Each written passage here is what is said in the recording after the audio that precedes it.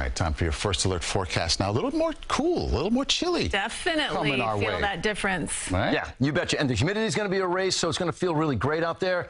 Now, the issue is we've got a pretty big hurricane churning offshore. It's not coming to town. We'll talk about everything, soup to nuts here. So we start off with how it was a soupy day out there. Let's see how I tied that in. We picked up 2 inches of rain in around Putnam County and Fairfield County into northern Westchester County. And then you got into the afternoon, everything kind of cleared out except for the east end. They did hang on to a little bit of rain. 73 right now with a good-looking sky overhead.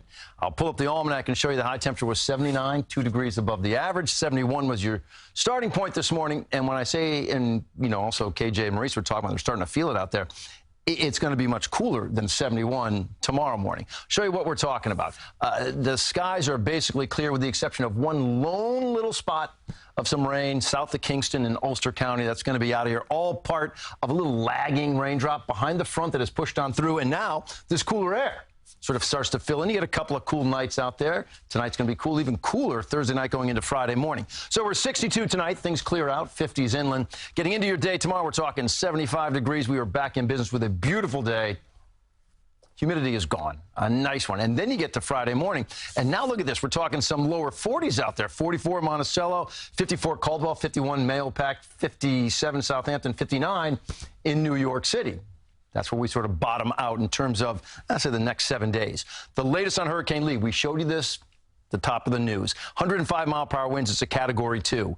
It's staying about 150, 170, maybe 175 miles offshore from Montauk. What do we pick up? We pick up a churned up ocean. So high surf, 4-foot, 7-foot waves for your day tomorrow and into the start of Friday. By Friday afternoon into Saturday, you're talking 7-footers, maybe 10 to 12-foot waves out there. That would lead to some beach erosion, dangerous rip currents with a situation like this. And we saw that even with the Dahlia. And this storm is actually passing closer.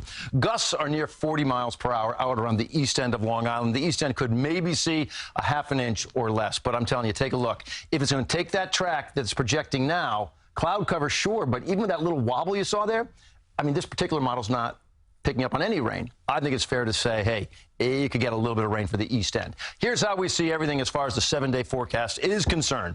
Nice looking day for tomorrow, 75. And then as far as Friday, Saturday, Sunday concerned, 73, 74, 79. As you push along there, problem is you've got rough seas throughout that entire time period because Lee is out there. Lee's doing what it does, and it churns up the oceans, and we get the big waves.